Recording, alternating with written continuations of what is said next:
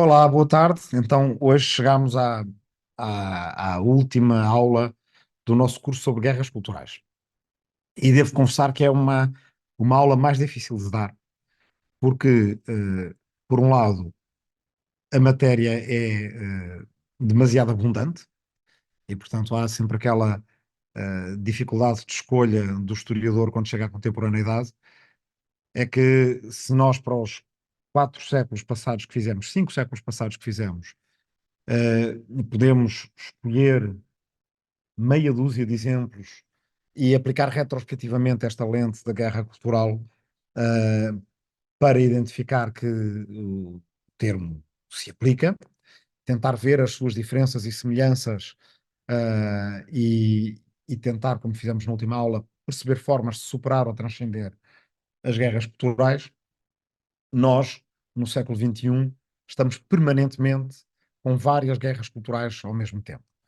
Uma taxonomia simples incluiria assuntos de costumes, societais e morais, caso o aborto, liberdade de escolha, ou os movimentos chamados pró-vida.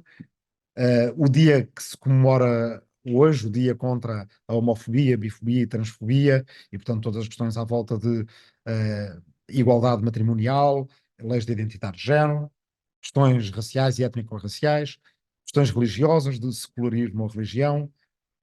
Nos Estados Unidos, por exemplo, todas as questões acerca da ostentação pública de fé religiosa, em França também, laicismo e secularismo, questões em torno da educação, escolha de currículos, dar ou não educação sexual, o que se faz com os manuais de história, questões acerca das próprias escolas, escolas privadas, escolas públicas, e programas de vouchers, programas de escolas que são chamadas escolas de charter schools nos Estados Unidos e noutros países, portanto, escolas que na básica são privadas, mas financiadas pelo público.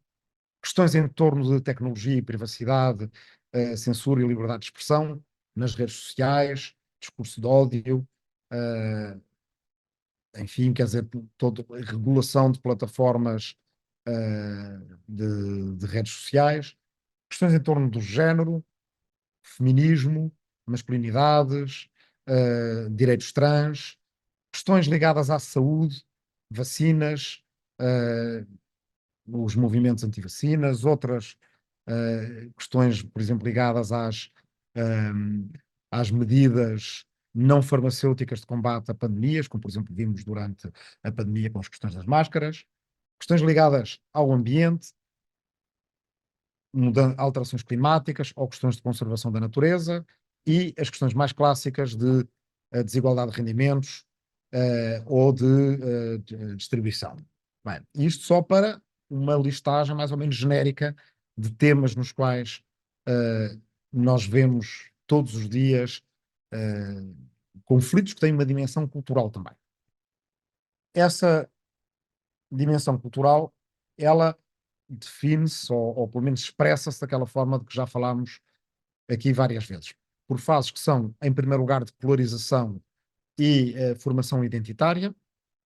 Portanto, as guerras culturais, elas criam e depois alargam divisões societais e obrigam as pessoas a escolherem campos, formam identidades sociais, não só porque as guerras culturais as desencadeiam, mas também porque as nossas identidades depois se definem pela importância que damos ou não às guerras culturais, já veremos mais à frente.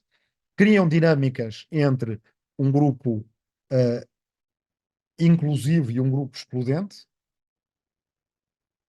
Depois estruturam-se em torno de um controle de narrativa e de propaganda, como vimos nas aulas anteriores. Quem é que influencia ou não os média? Quem é que consegue marcar a agenda com um determinado debate que ao início parece absurdo, mas passado uma ou duas ou três semanas, 2 ou 3 meses desse debate, ele ocupa um lugar central.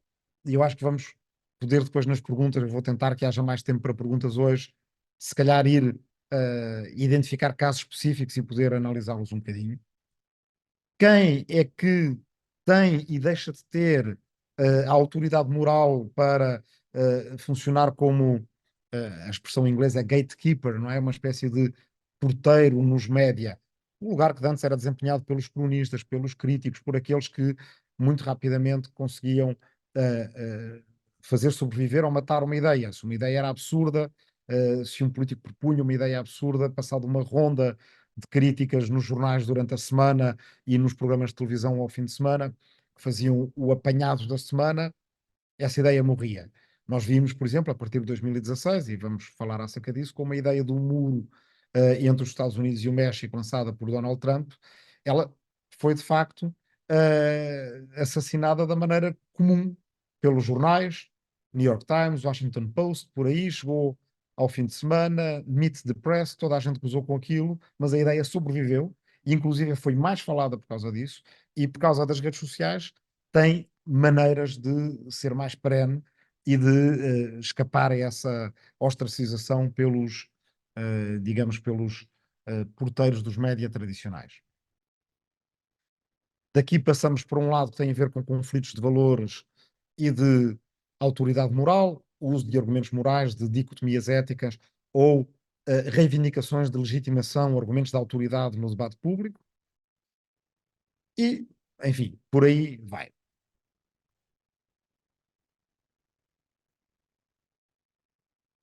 Dentro destas eh, enfim, evoluções normais que nós conhecemos todos os dias. Claro que temos, se calhar, hum, algumas linhas de corte que são mais fundamentais entre valores tradicionais ou valores progressistas, secularismo versus religião, cosmopolitismo ou nacionalismo, equidade económica ou mercados livres. Mas, na verdade, estas dicotomias que nós podemos ver muito como esquerda e direita, elas são em grande medida, hum, enfim, seccionadas pelas novas identidades criadas em torno das guerras culturais.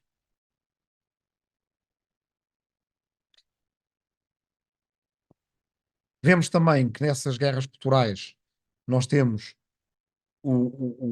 não só o conflito gerado por identidades, como o conflito gerando novas identidades, amplificação através dos média e lutas de poder que se fazem em torno dessas guerras culturais. Bem, e depois, se queremos ver algo que tenha semelhanças, analogias com as guerras culturais que estudamos de outros séculos, elas têm sempre mais ou menos um arco semelhante. Em primeiro lugar, com eventos específicos que desencadeiam a guerra cultural, os assuntos vão ganhando atenção pública e visibilidade, seja através de rumores, seja através de média, livros e por aí afora. À medida que crescem, vão gerando mobilização social e polarização. Depois, mesmo que eles não sejam, na verdade, assuntos que digam muito respeito à vida cotidiana de cada uma das pessoas que os discute, eles eh, podem não ter no início enorme saliência, mas vão ganhando intensidade. O exemplo que eu dei aqui foi a discussão há uns anos sobre os burkinis, não é? Quer dizer, pouca gente viu um, mas toda a gente o estava a discutir. A certa altura, essa intensidade leva a, a uma crise social e política mediática, atinge, por assim dizer, o seu apogeu, um clímax de tensão social, que depois leva ou a tentativas de resolução, através, por exemplo, dos políticos, das instituições, ou também pode fazer mover o terreno da opinião pública. Em ciência política há um conceito que se usa bastante, tem-se usado cada vez mais, que é a janela de Overton. A janela de Overton, do nome do cientista político que inventou o conceito, é a esfera daquilo que é debatível, que é considerado razoável debater numa determinada sociedade. E às vezes a intenção de quem desencadeia uma guerra cultural não é vencer a guerra cultural por si só, mas mudar o âmbito do debate e fazer com que certas coisas que eram consideradas admissíveis deixem de o ser. Se quiserem depois à frente, também nas perguntas, eu neste momento queria manter a coisa ainda muito em abstrato, depois podemos escolher exemplos específicos de debates em que isso aconteceu. Bem, e depois, a seguir à guerra cultural, nós temos várias, vários pós-guerras possíveis. Um é um pós-guerra, digamos, de censura, esquecimento e repressão. A sociedade esquece, de certa forma, aquele conflito e faz aquilo que em termos psicanalíticos, em francês, pelo menos, chamam o refoulement. Esconder o conflito que se passou, as pessoas negam o lado, o campo de batalha em que estiveram, pode às vezes continuar, podem continuar algumas pessoas a defender o campo de batalha em que estiveram, mas a maioria da sociedade resolve-se por um determinado, por uma determinada resolução e a sociedade avança e diz: Eu nunca defendi aquilo antes. Outra hipótese é uma hipótese de resolução através da reflexão social, uma certa mediação. E outra é aquilo que aconteceu com casos como o caso de Dreyfus, é uma herança duradoura que às vezes uma pessoa pensa que, desaparece, mas décadas ou mesmo séculos depois continua lá. E nós vimos, por exemplo, no Brexit, como determinadas expressões e um determinado tipo de conflito, enfim, que era antigo no Reino Unido, com as questões da separação da Igreja de Inglaterra e da Igreja Católica, por exemplo, de vez em quando reaparecia no discurso público. Ou como, por exemplo, muita gente que defendia o Brexit queria voltar aos antigos pesos e medidas imperiais. Bem, houve Brexit e, na maior parte dos casos, não voltaram esses pesos e medidas imperiais porque eles são pouco práticos, mas ao menos têm o direito de o ter. E isto foi uma boa parte do debate. Bem, isto são, diria eu, as matérias que são mais ou menos comuns às guerras culturais. E, como eu vos estava a dizer, quer dizer, é um bocadinho, eh, se calhar, espúrio entrarmos por tantos exemplos de guerras culturais como aqueles que temos hoje em dia, eh, e selecionei 3, uma teoria da conspiração curiosa do Reino Unido, e depois queria ir aos Estados Unidos e ao Brasil para falar eh, de quando essas guerras culturais extravasam. Depois tenho aqui umas coisas que vos queria dizer sobre discurso público, vindas da Grécia Antiga, questões de interesse e atenção e aborrecimento, e falar um bocadinho da nossa aldeia global, para depois deixar para perguntas. Bem, no início eu dizia-vos que é preciso entrar no labirinto do Minotauro para discutir guerras culturais. Isto porquê? Porque se estamos a discutir factos culturais, nós estamos a discutir coisas que, por natureza, não são simples e não são fáceis de reduzir, porque isso, aliás, leva a que muitos teóricos, comentadores, políticos tentem simplesmente evacuar o assunto das guerras culturais e dizer vamos antes discutir uh, classes, por exemplo, questões de racionalidade económica, de agência económica, porque essas são mais simples. Vamos discutir tecnocraticamente as políticas públicas que devemos implementar e vamos deixar as emoções para os populistas. Enfim, há uma série de reações, algumas delas instintivas, por parte de quem se habitua a discutir políticas públicas, de quem é mais politizado, quem tem, digamos, uma cultura ideológica muito definida, que basicamente dizem não vamos entrar nesse labirinto. Não vamos entrar nesse labirinto porque, de qualquer forma, ele é difícil de resumir, de sistematizar. E depois existe uma guerra cultural em torno das guerras culturais. Eu daqui a pouco vou falar-vos do Brasil um pouco mais, mas queria dar-vos o exemplo de. eh, eu, durante 10 anos, fui bastante ao Brasil e acompanhei muito a evolução política naquele país entre 2000 e 2010. Depois tive 5 anos sem lá ir e voltei em 2015. E quando voltei em 2015, por coincidência, foi exatamente no dia em que o presidente da Câmara dos Deputados, Eduardo Cunha, admitiu o processo de impeachment de Dilma Rousseff. E, portanto, eh, é, entramos numa nova era na história do Brasil que ainda dura. E eu estava tinha sido convidado a ir ao Rio de Janeiro a um encontro de criadores e ativistas culturais, e o encontro estava cheio, estava toda a gente já polarizada em torno da questão do impeachment. e nasceu aí aquela palavra de ordem que a esquerda, em torno do PT e da Dilma, gritava que era não vai ter golpe. E o que é engraçado é que dentro desse grupo havia duas tribos muito distintas. E um observador bastante atento da realidade brasileira, que é um jornalista e ativista cultural chamado Pablo Capilé, um tipo bastante idiosincrático, ele aproximou-se de mim. Eu disse-lhe: aqui parece que há duas tribos bastante distintas, toda a gente diz a mesma coisa e toda a gente se opõe ao Eduardo Cunha, na altura Bolsonaro ainda vinha longe, ao Eduardo Cunha muito enfaticamente, mas existe uma esquerda mais tradicional, existe uma esquerda mais pós-moderna, e ele diz assim: cara, é a esquerda da luta de classes e a esquerda da identidade e do imaginário. E cara, elas se detestam. Ou seja, dentro da própria esquerda, essa divisão estava a ser muito clara. Essa divisão tem uma coisa curiosa. A esquerda da luta de classes é uma esquerda que acha que as guerras culturais são um epifenómeno, uma superestrutura de, basicamente, uma espécie de espuma dos dias que as contradições do capitalismo geram. E que, portanto, são o menos importante. São uma mera consequência e não uma causa.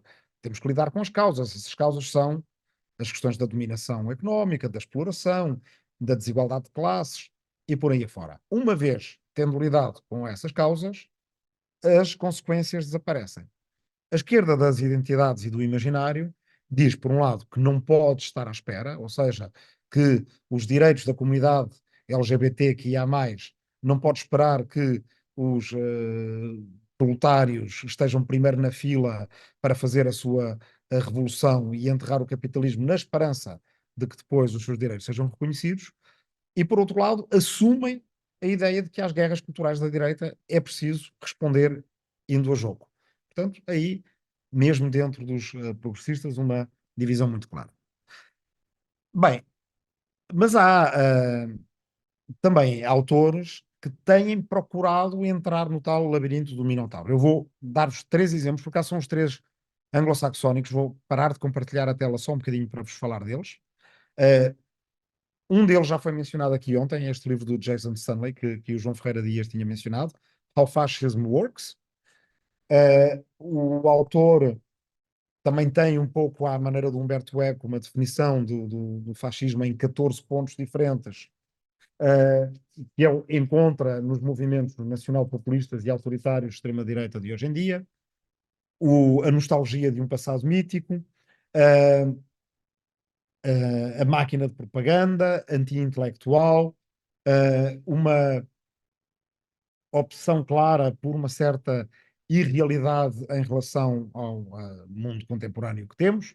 Por exemplo, quando vemos um discurso anti-imigração que admite que nós precisamos de imigrantes, mas não queremos estes imigrantes, mas e por aí afora. Uma reposição das hierarquias formais e tradicionais, um discurso da vitimação. Vocês vão de reparar que o discurso da extrema-direita, em boa medida, ele apela ao rancor, ao ressentimento e ao sentimento de humilhação da pessoa que está a ouvir. Vocês estão a ser humilhados, e se estas elites vos disserem que não é verdade, é porque são estas elites que vos estão a humilhar. Devem dirigir a vossa raiva contra essas elites. Uh, Claro que anseios de lei e ordem, ansiedade sexual em torno das questões de género e de orientações sexuais, a ideia de que o mundo está à beira do caos e a ideia de que é pela obediência que se chega à liberdade. Bem, outro livro muito para o ambiente americano, norte-americano dos Estados Unidos, sobre a questão da polarização é este, do Ezra Klein, que foi um grande sucesso aqui há uns anos, Why We're Polarized. É um livro que tem algumas coisas interessantes, e eu gosto muito do autor, mas também me deixa um certo sentimento de insatisfação. Primeiro vamos às razões porque acho o livro interessante e depois vou às razões da insatisfação. Acho o livro interessante porque ele, por exemplo, tem dados sobre polarização ao nível global, é, uh, e nesses dados mostra, por exemplo, que muitas sociedades desenvolvidas elas têm um grande nível de polarização. Os Estados Unidos, por exemplo, a questão dos Estados Unidos não é tanto que a sociedade americana seja mais polarizada do que sociedades europeias, é que a sociedade americana vem de relativos baixos níveis de polarização nas décadas anteriores. E a partir dos anos 80, a polarização aumentou muito. Isso tem a ver com reorganizações do panorama partidário americano. Nos anos 50 e 60, o Partido Republicano e o Partido Democrático eram menos diferentes do que são hoje em dia. Dentro de cada partido era como se existissem dois outros partidos.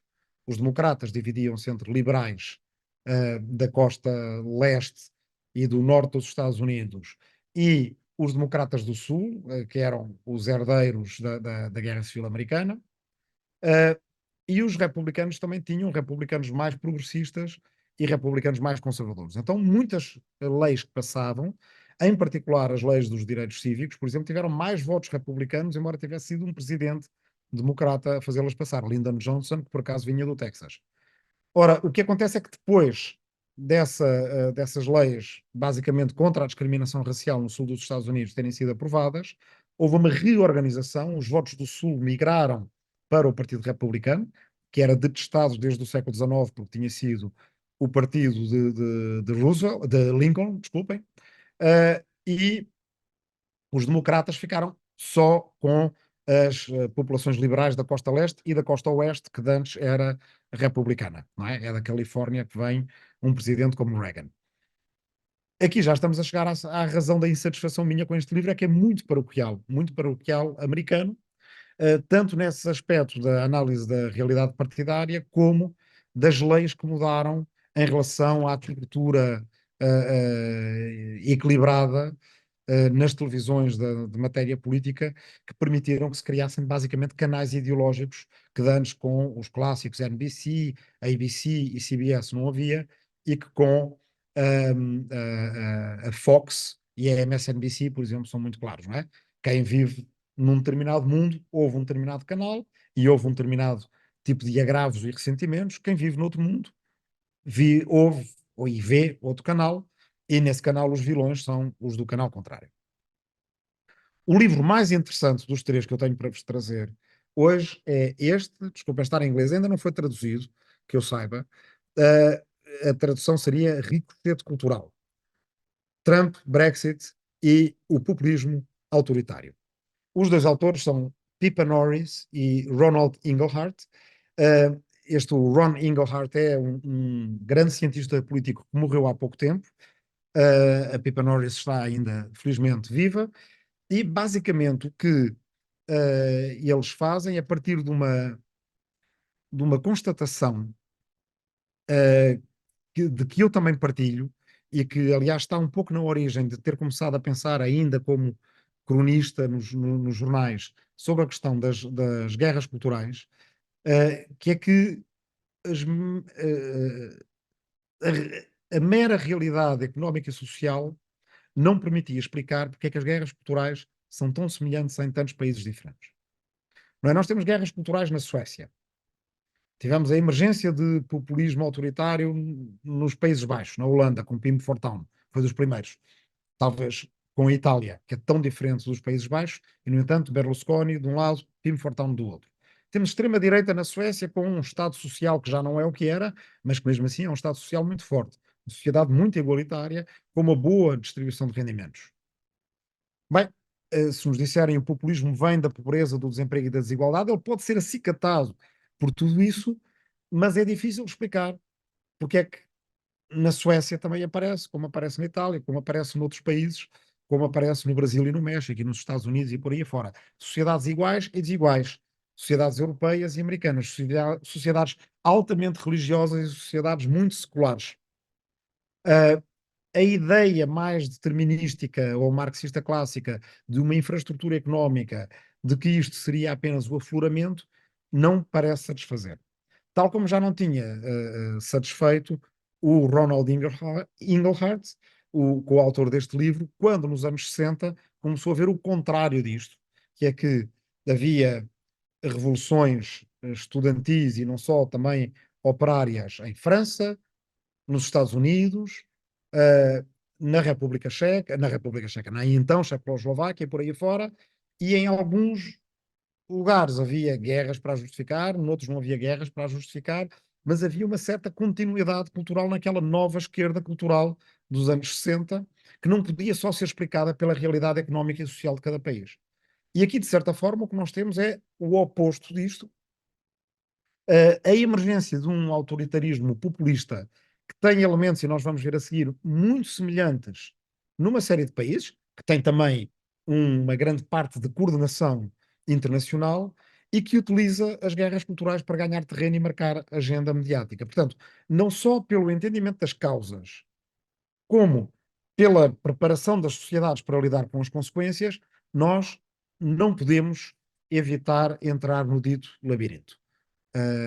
Ele pode ser menos simples do que uma mera análise, digamos, tecnocrática ou económica, da realidade social, mas deve ser feita. Vamos voltar a compartilhar a tela. E então vou a 3 exemplos relativamente rápidos de porque o resto, quer dizer, vocês, conhecem muito bem, porque vivemos na nossa época e todos já vimos isto, mas queria começar por aqui. Este documento é a Magna Carta. É um documento medieval, inglês, em que o rei promete reconhecer determinados direitos a barões locais. E tem um papel muito importante no imaginário político inglês, em particular, mas vá, britânico de uma forma mais geral, embora se aplicasse só à Inglaterra na sua origem. Na verdade, grande parte das cláusulas da Magna Carta nunca foram aplicadas, algumas foram revogadas logo depois, e apenas 4 das 60 e tal estão em vigor. No entanto, bem, para vos dar alguns exemplos, uma vez no Parlamento Europeu houve um debate sobre a Carta dos Direitos Fundamentais da União Europeia e levantou-se um deputado, porque na altura o Reino Unido ainda estava na União Europeia, levanta-se um deputado eurocético britânico e diz: mas para que é que nós havemos de aplicar essa Carta dos Direitos Fundamentais? Se quiserem, apliquem vocês a Magna Carta. Portanto, como se aplicar um documento vindo de há não sei quantos séculos atrás fosse o adequado para um continente inteiro em 2000 e, na altura, 9, 10, quando a Carta dos Direitos Fundamentais com o Tratado de Lisboa entrou em vigor. Bem, a Magna Carta, além de ter esse papel no imaginário, tanto mais especialista de historiadores e juristas, como no imaginário mesmo popular, a ideia de que aqui é que está o primeiro afloramento de uma Carta de Direitos, ela também hoje em dia, muitas vezes utilizada para teorias da conspiração pseudo-constitucionais ou pseudo-legais. E um exemplo nós encontramos aqui, é o chamado movimento dos cidadãos soberanos, às vezes também se chama dos homens livres da terra. É um movimento no Reino Unido, também no Canadá, às vezes aparece nos Estados Unidos, mas no Reino Unido em particular, tem a ver com determinadas pessoas que se consideram isentas de obedecer a determinadas obrigações, por exemplo, de tirar licenças, de ter carta de condução, de manter os seus comércios fechados em determinados horários, etc., ou fechados durante a pandemia. Porquê? Porque consideram que, uma vez que. Há duas versões. Uma é que, uma vez que a Magna Carta não está a ser aplicada pelo governo, o governo é ilegítimo e, portanto, os cidadãos que assim o declararem podem determinar-se a si mesmos como cada cidadão inteiramente soberano. A outra, a outra justificação é que o artigo 61 da Magna Carta, que é um que, aliás, nunca esteve verdadeiramente em aplicação, que implicava criar uma assembleia com 25 barões, etc, etc, e esses 25 barões tinham determinados direitos. O que acontece é que as pessoas acham que aqueles direitos dos tais 25 barões, que eventualmente participariam na tal assembleia que nunca chegou a ser criada, se aplica a cada cidadão que publicamente o determinar. E, portanto, há casos de pessoas, por exemplo, que vão à falência porque têm uma loja que mantiveram aberta durante a pandemia porque acreditaram que pôr um cartaz à porta declarando que não consente a interferência governamental na sua esfera, porque o artigo 61 de de um texto jurídico do século XIII lhes permite dizer que não, não devem obediência ao Estado. Há pessoas que entram completamente nessas espirais da conspiração, que se separam de famílias, que entram em litígios muito prolongados com o Estado. Isto é, um problema não é um problema enormemente massificado no Reino Unido, mas é um problema real. Bem, Estados Unidos. Para vos dar a ideia que estas coisas não são sempre, evidentemente, questões de nicho, sem consequências e que têm a ver com uma pessoa ou outra. Nós temos aqui a famosa tomada do Capitólio no dia 6 de janeiro de 2021, em que várias pessoas, acreditando em várias teorias da conspiração, confluíram para tentar impedir um ato constitucional de ter lugar, que era o ato de certificação dos resultados da eleição de 2020, no qual o vice-presidente dos Estados Unidos tinha determinadas obrigações à luz da Constituição de receber as listas de eleitores de cada um dos Estados federados e essas listas de eleitores dariam lugar à eleição do presidente, que seria Joe Biden. Aqui temos mais uma imagem da tomada do Congresso e aqui está o nosso Minotauro. Este senhor, vocês lembram-se todos dele, era um tipo, chamavam-lhe o xamã do QAnon, portanto, um tipo que acredita naquela teoria da conspiração de que há um funcionário do Deep State, do Estado Profundo do americano, que vai libertando a conta-gotas verdades acerca de uma vasta conspiração de pedófilos que dominam os Estados Unidos e por aí fora. É uma conspiração que já deu origem até a atos terroristas, e este senhor, que agora, vale a verdade, é candidato ao Congresso nas eleições do próximo ano, ou deste ano, 2024, esteve preso durante uns tempos, entretanto já foi solto, ele está aqui, ele invadindo o Congresso americano. Aqui eu queria contar-vos uma história pessoal. Eu, em 2016, estive um semestre como investigador convidado nos Estados Unidos, e basicamente assistia às eleições lá e ia fazendo comentário para televisões e escrevendo crónicas. E há um dia em que nas redes sociais, de repente, toda a gente falava de rituais satânicos na campanha de Hillary Clinton. E esses rituais satânicos eram porque os e-mails do diretor de campanha de Hillary Clinton, um senhor chamado John Podesta, esses e-mails tinham sido pirateados. Os, o-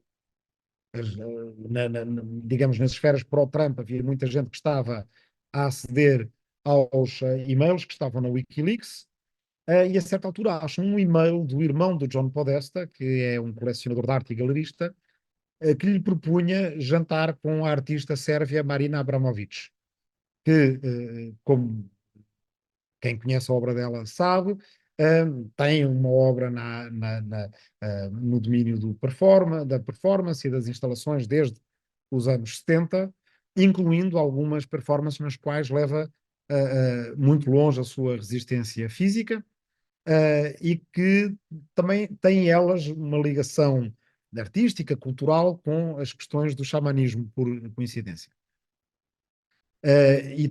Há uma foto bastante famosa de uma obra dela em que há uma estrela de 5 pontas que está, que ela faz na barriga, com uma ponta de uma navalha, com sangue, e de todo essa mole de referências culturais, basicamente o que toda a gente tinha interpretado no campo para o Trump, uns porque acreditavam, os outros porque lhes convinha, era que havia ali uma bruxa que tinha feito um pacto com o demónio, que ia jantar com o irmão do John Podesta e o John Podesta, portanto, logo havia bruxaria e feitiçaria e se calhar pactos com o demónio na campanha de Hillary Clinton. Quer dizer, um tipo lê isto, primeiro acha ridículo, passado não sei quantas horas já não é só um post, são milhares deles, só se fala desse assunto durante um dia inteiro, e eu nesse dia à noite, ou até já de madrugada, era suposto fazer uma intervenção aqui para Portugal, para a RTP, para a qual fazia comentários de vez em quando, e na verdade tive imensa dúvida sobre se falava ou não falava deste assunto, porque achei isto é tão bizarro, é tão louco, é tão fora do comum, que lá em Portugal, embora também, quer dizer, o meu próprio raciocínio também, quer dizer, lá em Portugal as pessoas acediam às mesmas redes sociais, podiam ter exatamente a mesma experiência que tinha eu lá, quer dizer, as redes sociais são iguais, mas as pessoas não vão acreditar, quer dizer, os espectadores, os telespectadores da RTP em Portugal vão achar que é um absurdo que coisas como estes rumores tenham agência nas eleições americanas. Bem, no entanto, decidi mencionar, com muitos cuidados, dizendo assim: vocês vão achar isto uma loucura, mas a verdade é que hoje, por exemplo, só se falou acerca de bruxaria, e sim, eu sei, é incrível, mas acreditem que é verdade, na campanha de Hillary Clinton. Uh, Uns dias depois fui assistir a uma conferência de um estatístico norte-americano chamado Sam Wang, da Universidade de Princeton, no Museu de História Natural de Nova Iorque, na qual ele dizia: "Ouçam, eu já vi o suficiente de sondagens, as sondagens são muito claras, a Hillary Clinton vai ganhar a Casa Branca, e eu agora só estou preocupado com o Senado, a não ser que alguma coisa muito estranha aconteça, a vitória da Hillary Clinton está assegurada." Isto era, como vocês se lembram, aquilo que a maior parte de quem se dedicava a métodos quantitativos dizia. O que eu quero dizer com isto é que quem se dedica só a métodos quantitativos e desvaloriza o impacto que as questões culturais têm na, ah, ah, na história política está, do meu ponto de vista, a cometer um pecado de reducionismo. Qualquer coisa de bastante estranha já tinha acontecido e essa qualquer coisa era precisamente o escândalo dos e-mails de Hillary Clinton. E sendo mesmo as teorias da conspiração uma coisa de relativo nicho, a verdade é que uns quantos de milhares de pessoas aqui e acolá, num sistema eleitoral como o dos Estados Unidos, podem fazer a diferença numas eleições presidenciais, e acho que pelo menos alguma diferença fizeram. Será sempre difícil saber se é isso que faz virar o jogo ou não, mas alguma diferença certamente fizeram. Bem, mas temos também aqui uma questão que é estas guerras culturais geram fenómenos de imitação, especialmente curiosos quando cada movimento nacionalista por si, em cada país, diz sempre que é o seu país acima de todos, a América primeiro ou o Brasil acima de todos. Mas a verdade é que temos aqui o xamã brasileiro, que é o imitador do xamã americano. Isto não é no dia da invasão do Congresso, isto é na manifestação do 7 de setembro, ou seja, da manifestação, não é, quer dizer, do dia do grito do Ipiranga, do dia da independência brasileira, em que temos um apoiante de Bolsonaro vestido da mesma maneira do xamã norte-americano, e evidentemente estas fotos, a única coisa que muda é a arquitetura modernista de Brasília e a arquitetura neoclássica do Capitólio em Washington, mas o resto é igual.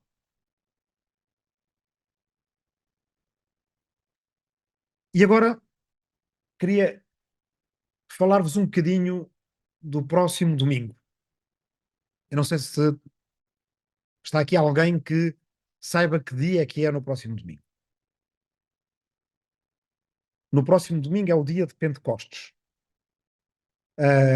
E este é um dia importante para aquilo que eu vos quero contar a seguir e que, de certa forma, nos vai permitir responder a uma pergunta que foi feita antes, foi feita na aula anterior, sobre se eu conhecia alguns políticos de sucesso na proposta e na implementação de objetos de desejo político que façam uma sociedade avançar, e quando eu vos disse que, bem, há, mas mesmo esses objetos de desejo político, dependendo do quadro narrativo em que estamos, podem ser, de certa forma, subtraídos ao campo que os propôs. Agora, guardem isto como, não é para usar mais tarde, guardem isto na vossa memória, mas agora vamos fazer assim uma espécie de um hiato para eu vos falar do dia de Pentecostes. O dia de Pentecostes é o 50º dia depois da Páscoa, 50 dias depois da Páscoa. É um dia que já era comemorado pelos judeus, tem este nome que é um nome grego, Pentecostes, que quer, o Pentecostes, quer simplesmente dizer o quinquagésimo, os judeus, mais ou menos do tempo daquela, daquele labirinto em Pompeia, que nós já vimos várias vezes durante estas aulas, estavam muito helenizados. As línguas principais ali eram o aramaico, ou seja, o siríaco, e o grego, que muitas elites falavam, e no dia de Pentecostes do ano em que Jesus Cristo foi crucificado, os seus seguidores, os seus apóstolos, que eram judeus, como Jesus Cristo era, comemoraram à mesma a Páscoa, não é? Quer dizer, a Pessach judaica, na qual, ao terceiro dia, Cristo ressuscita, Cristo passa 40 dias entre os apóstolos, ascende, não morre, não é? Ascende fisicamente, o seu corpo ascende aos céus. Isso calha a uma quinta-feira, quinta-feira da Ascensão, é a quinta-feira da espiga que nós celebramos ainda há poucos dias, e 10 dias depois dessa quinta-feira da espiga, temos o dia de Pentecostes, que calha um domingo. Nesse dia de Pentecostes desse ano, em que os apóstolos acreditaram que tinham perdido Jesus, depois ele tinha ressuscitado, que tinha passado 40 dias entre eles, tinha ascendido ao céu e agora estavam já há 10 dias sem Jesus, estavam a celebrar Pentecostes e a perguntar-se como haviam de fazer para cumprir com a missão que Jesus Cristo lhes tinha legado. E enquanto estavam nesta conversa, a certa altura houve-se um rumor de uma espécie de vento ruidoso, como diz o livro segundo dos Atos dos Apóstolos, e quando vem esse vento ruidoso, línguas de fogo começam a descer sobre a cabeça dos apóstolos. Estamos a ver aqui as ditas línguas de fogo num livro do século XVIII.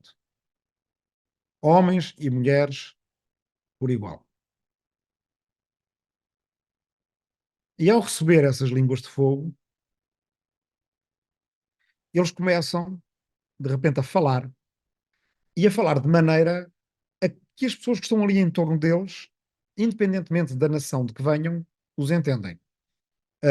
A Bíblia é muito clara acerca disso, o livro segundo dos Atos dos Apóstolos, faz uma lista de nacionalidades que estavam em Jerusalém naquele momento. São egípcios, são etíopes, são cretenses, são vários tipos de povos, são da Mesopotâmia, por aí afora, e todos estão espantados de repente, porque todos percebem aquilo que os seguidores de Cristo estão a dizer. Não é muito claro se é porque os seguidores de Cristo falam em cada uma das línguas de cada uma das pessoas que está ali a ouvir, ou se é porque falam numa língua universal, redescoberta. Pentecostes é uma espécie de o contrário da Torre de Babel, não é? A Torre de Babel é o momento em que toda a gente passa a falar línguas diferentes, porque estavam a construir uma torre que ia chegar aos céus e Deus, aquele Deus vingativo do Velho Testamento, lança a confusão entre a humanidade, pondo-os todos a falar línguas diferentes. Uh, Aqui, ao contrário, estão todos, se calhar, a falar a mesma língua. O pentecostalismo, ou seja, a ideia de que a missão apostólica se faz em todos os povos e em todas as línguas, pode ter várias facetas. Uma faceta é simplesmente aprender as línguas dos outros povos e entender metaforicamente este acontecimento dos Atos dos Apóstolos. Outra é acreditar que quem tem o dom de Pentecostes tem um dom profético, que equivale quase a uma espécie de segundo batismo. O primeiro batismo é um batismo pela água, o segundo batismo é um batismo pelo fogo. E a partir daí, quem o ganha está, digamos, num patamar acima dos outros cristãos e é capaz de, não é só um crente, não é só um cristão, não é só um pastor, é um apóstolo e, mais do que isso, um verdadeiro profeta. O pentecostalismo tem momentos de aparição aqui e acolá na história do cristianismo. Não é uma corrente que seja muito visível, quer dizer, certos padres e pregadores muito carismáticos, certos pastores protestantes, entre os Quakers, de que eu vos falei aqui há umas aulas, e que têm interesse porque os Quakers são, por natureza, universalistas e cosmopolitas, e, portanto, a ideia do Pentecostes de uma língua universal para eles é evidentemente algo que está muito dentro do seu domínio de interesses. Mas o neopentecostalismo, como se chama algumas igrejas evangélicas extremamente focadas na questão do dia de Pentecostes e do falar em línguas, em inglês diz speaking in tongues, e em português falar em línguas, tem um grande incremento a partir do início do século XX, muito particularmente em igrejas negras americanas, afro-americanas, mas depois também em igrejas muito conservadoras, norte-americanas, e em igrejas brasileiras, como por exemplo a Assembleia de Deus e as congregações da Assembleia de Deus, em Portugal a Igreja Maná e outras assim. Para quem conhece ou para quem já assistiu a cultos dessas igrejas, há momentos em que as pessoas começam a falar em línguas. Para quem não conhece isto, acha isto muito estranho, não é? Quer dizer, de repente alguém está a falar em português e muito de repente começa a, a falar numa língua que nos parece incompreensível, porque nós não fomos batizados pelo fogo e nós não estamos naquele patamar mais elevado e não conseguimos entender, ou então se calhar conseguimos entender. Há um momento, por exemplo, para voltar ao Brasil, em que Bolsonaro consegue nomear um juiz para o Supremo, um juiz extremamente evangélico, como ele dizia, e a primeira-dama, Michelle Bolsonaro, pula de contentamento e começa a pregar em línguas. Pronto, é isto que vocês podem, se procurarem, quem não conheça, encontrar vários exemplos, simplesmente, basicamente, exteriorizar fonemas de uma maneira que não é compreensível ao não iniciado. Bem, o neopentecostalismo no Brasil tem, não sendo nem sequer o evangelismo em geral é minoritário, como sabemos, tem crescido muitíssimo, é maioritário, ainda não é maioritário, pode vir a ser proximamente, e o neopentecostalismo é uma parte do evangelismo. Mas aqui para mim é muito interessante porque me permite descrever um dos enquadramentos argumentativos e narrativos através dos quais eu vi isto com pessoas que conheço e conheci, uh, os objetos de desejo político de determinadas políticas públicas podem, de certa forma, ser capturados. Há algumas coisas que é preciso conhecer acerca do neopentecostalismo brasileiro. Uma delas eu já descrevi, mais ou menos em termos muito gerais, muito grosseiros, de onde é que vem a sua teologia. Há um aspecto muito particular, não só dos neopentecostais, mas de outras igrejas evangélicas brasileiras, que é a chamada teologia da prosperidade. É uma teologia na qual o acesso a bens materiais é valorizado e é tido como um exemplo de graça divina. Eu conheci gente que beneficiou muito das políticas de combate à pobreza, combate à fome, todas elas com excelentes nomes de objetos de desejo político: Bolsa Família, Fome Zero, Casa Minha, Casa não é? A minha vida, Casa Minha, Vida Minha, como é que é? Não me lembro agora do nome do programa, mas um programa para casa própria. Bem, e poderíamos ir por aí afora, acesso à universidade, durante 10 anos, alguns desses programas com prémios internacionais e muito considerados como bons programas de políticas sociais, para ver que, de acordo com os referenciais da teologia da prosperidade, não foi o governo que me deu aquilo, não foi o Estado Social que me deu aquilo, não foi por causa de boas políticas públicas que eu cheguei à faculdade, ou tenho esta casa, ou tenho este carro. Isso é entre mim e Deus. É porque eu tenho fé e foi Deus diretamente que me deu isso. Portanto, esta era apenas uma ilustração que eu tinha ficado para vos dar desde a aula passada, de como ter objetos de desejo político não basta. É preciso saber explicá-los dentro de uma narrativa social, de uma história de onde é que nós viemos e para onde é que nós vamos e porque é que estamos onde estamos. Porque nós somos seres movidos a histórias e é através de uma história coletiva que nós percebemos e, quem somos e compreendemos também as ações de política pública que estão em nosso torno. Uma terceira coisa, além da questão do dom da profecia e do batismo de fogo, que de certa forma torna quem o tem numa espécie de elite mesmo dentro dos crentes, e da teologia da prosperidade, é uma teoria a que os pastores neopentecostais chamam, e eu creio que nos evangélicos também ocorre, chamam a teoria dos sete montes. A teoria dos sete montes é a de. Com um exemplo é mais fácil de vos explicar. Vocês já terão certamente ouvido falar do pastor brasileiro Silas Malafaia. Veio, aliás, a Portugal no dia das últimas eleições. Eu creio que a família é portuguesa, há uma aldeia chamada Malafaia, ali ao pé de Viana do Castelo.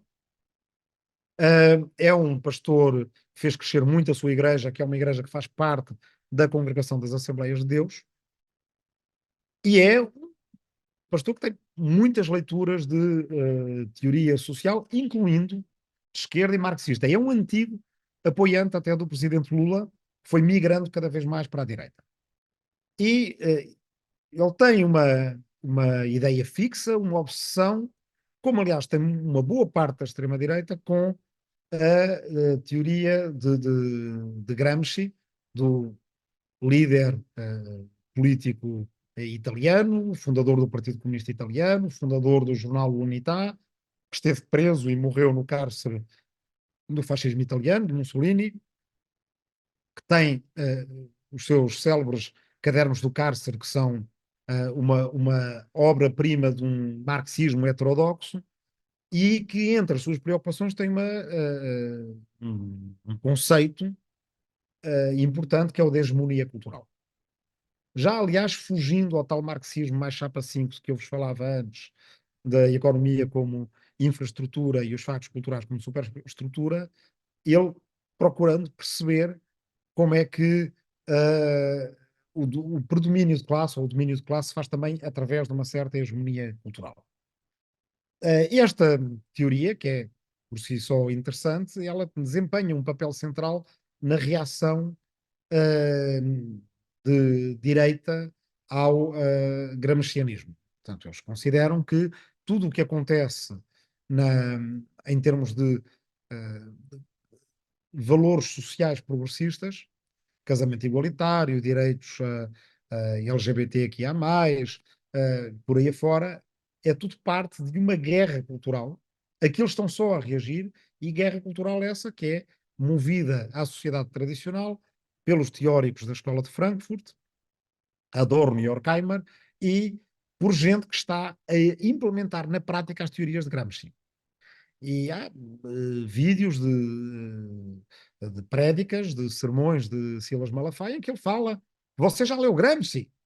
E começa a falar de Gramsci e de teoria marxista cultural durante não sei quanto tempo, para dizer: meu filho, eles fazem isto.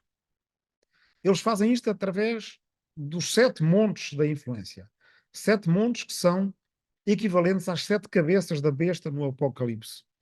E esses sete montes são a academia, o entretenimento, os média, eu não sei os sete montes de cor, mas são sete montes, a economia, etc. Podemos procurar isso depois, que eles, à esquerda, os progressistas, os inimigos da família tradicional, etc., utilizam para dominar a sociedade. E, portanto, no entender de gente como Silas Malafaia, é necessário ter o mesmo tipo de estratégia, mas do lado do pastor evangélico, dos cristãos, neopentecostais e por aí afora, e criar uma estratégia de influência social também nesses sete mundos. Universidades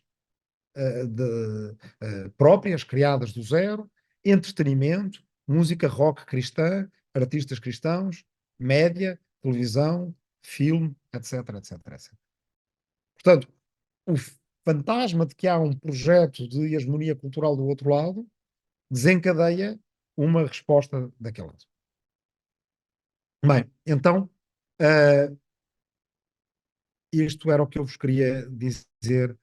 Deixem-me ver que horas são, 19h33, e deixem-me pensar o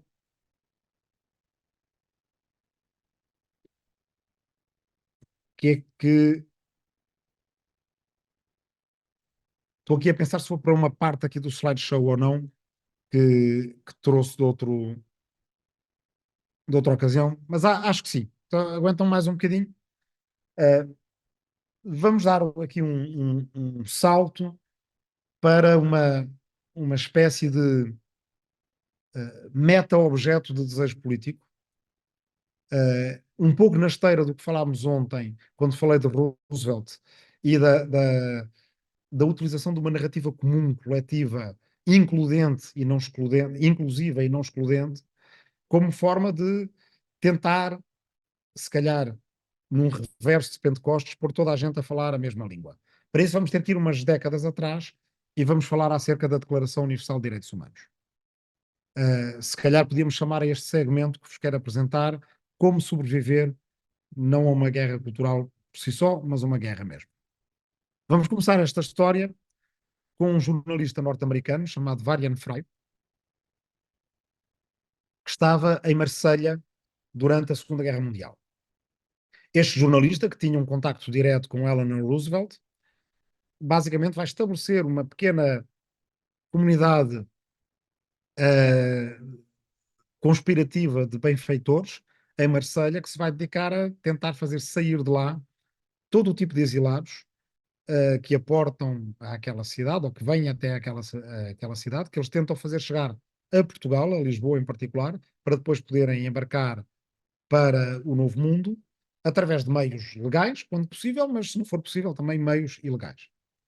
Esse círculo era um círculo muito interessante porque contava, entre outros, com esta senhora, Mary Jane Gould, era uma socialite americana, giraça e ricaça, que basicamente era menosprezada tanto pelas autoridades francesas como pelos nazis em Marselha, porque achavam que ela não tinha nada na cabeça e, portanto, certamente não lhes apresentava perigo. No entanto, Mary Jane Gould ia recebendo o dinheiro do seu pai e ia ajudando o círculo de Varian Fry, que ainda existe, chama-se International Rescue Committee, hoje em dia é uma ONG global, a sacar artistas, escritores de Marselha, com a ajuda desta outra senhora que está aqui, que se chama Miriam Davenport, que era uma historiadora de arte que andava pelo mundo das galerias ali de Marselha, e portanto artistas como Max Ernst, como Marcel Duchamp, filósofos como Hannah Arendt e o seu marido Heinrich Blücher, todos passaram para Portugal com passaportes, documentos feitos por esta gente. Em particular, o falsificador de documentos era alguém que vem a ser um economista muito importante chamado Albert Hirschman, que aliás aparece aqui. Aqui temos o embarque alguns destes refugiados num cais de Lisboa para fundar o Estado de Israel. Aqui há Hannah Arendt, que escapou precisamente com esses documentos e que cunha esta ideia de que sem reconhecimento de cidadania não existe o direito a ter direitos. Os direitos, tal como eles eram conhecidos nos quadros constitucionais de vários países no século XX, eles eram direitos para os cidadãos daqueles países. Portanto, ela, que era apátrida, quando chegou a Lisboa, não tinha pátria de nenhum país e, portanto, não tinha direitos de nenhum país. Temos aqui algumas fotos dos momentos em que se começa a preparar o pós-guerra e dentro daquelas negociações dos líderes das potências aliadas que preparam o caminho à criação das Nações Unidas, em São Francisco no pós-guerra, há um compromisso relativamente esquecido, recôndito, de fazer através da Comissão de Assuntos Económicos e Sociais uma carta que, de certa forma, acaba por ser um afloramento daquela teoria que nós tínhamos visto ontem das 4 liberdades de Roosevelt, uma carta de direitos universal.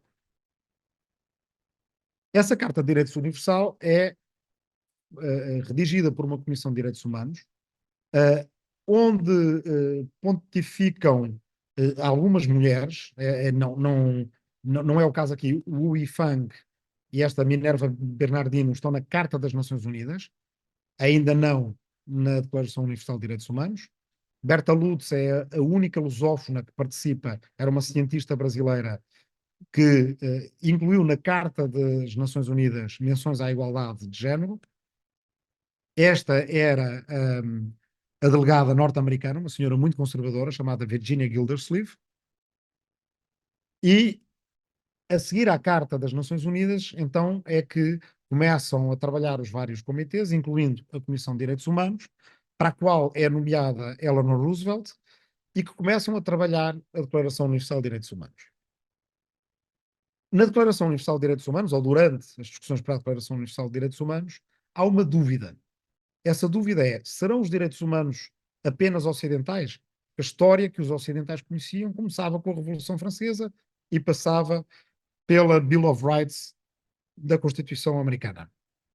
E então a Unesco, que acaba de ser criada, começa por fazer uma coisa que me parece extraordinária. É um documento que valeria a pena vir a editar, que é perguntar a filósofos, líderes religiosos, pensadores, escritores, juízes de todo o mundo, se nas suas tradições culturais, religiosas e filosóficas existia uma menção a direitos humanos ou qualquer coisa análoga.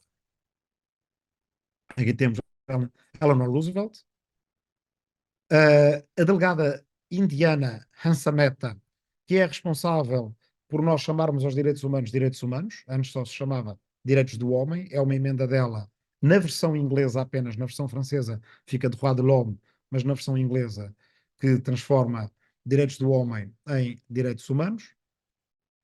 Aqui está a Hansa Mehta, era uma pedagoga indiana, chegou a estar presa na luta pela independência da Índia. A delegada do Paquistão, que inclui na Declaração Universal de Direitos Humanos o direito a resistir a casamentos forçados. Uma delegada da Bielorrússia, porque a Bielorrússia e a Ucrânia são Estados fundadores da Organização das Nações Unidas, portanto, a URSS era representada 3 vezes, pela própria União Soviética, pela Bielorrússia e pela Ucrânia, o que torna esta coisa curiosa de que, na verdade, a Ucrânia é membro fundador das Nações Unidas, mas a Rússia não, e inclui direitos económicos, sociais e culturais, incluindo o direito, infelizmente não cumprido, a remuneração igual por trabalho igual, por esta delegada da Bielorrússia, Evdokia Uralova. P.C. Chang, que é um filósofo confuciano, dramaturgo da China, mas da China-Taiwan, porque a China, República Popular da China, só assume o lugar nas Nações Unidas a partir de 73. P.C. Chang é um dos participantes que sugere ir-se perguntar aos delegados não ocidentais, quando começa a ouvir essa ideia, que aliás é muito presente hoje em dia, que os direitos humanos são uma invenção ocidental.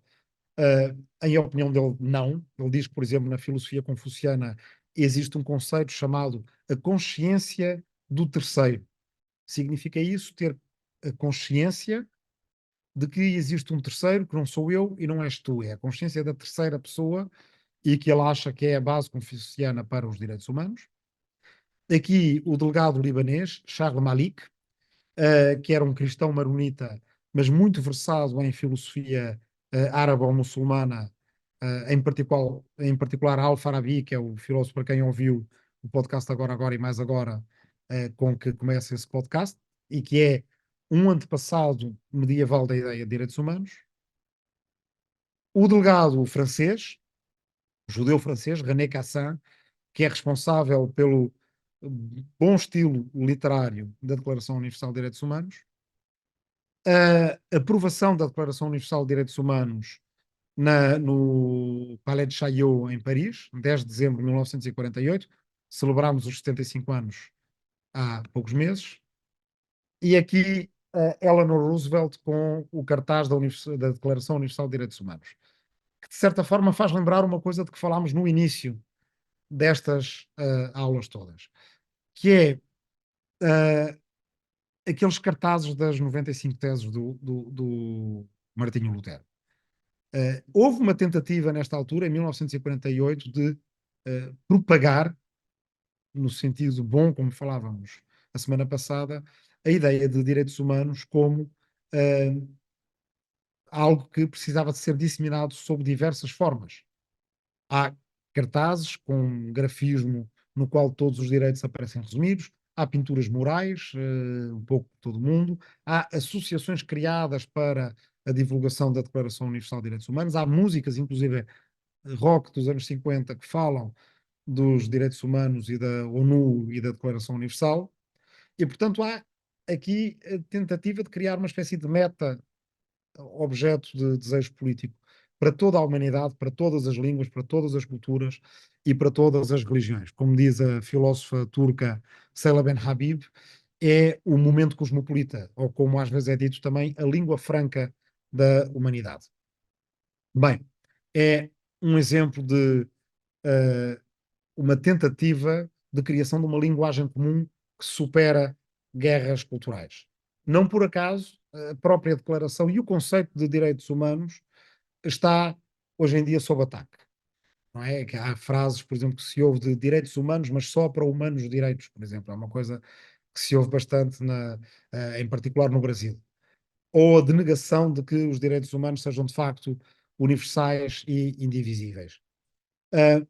Ah, portanto, um, um ataque à própria base dessa ideia de humanidade.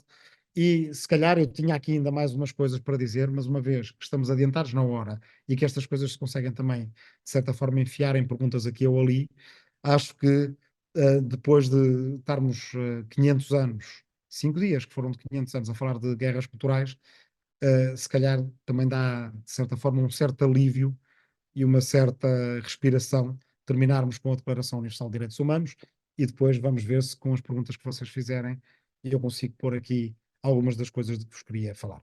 Obrigado.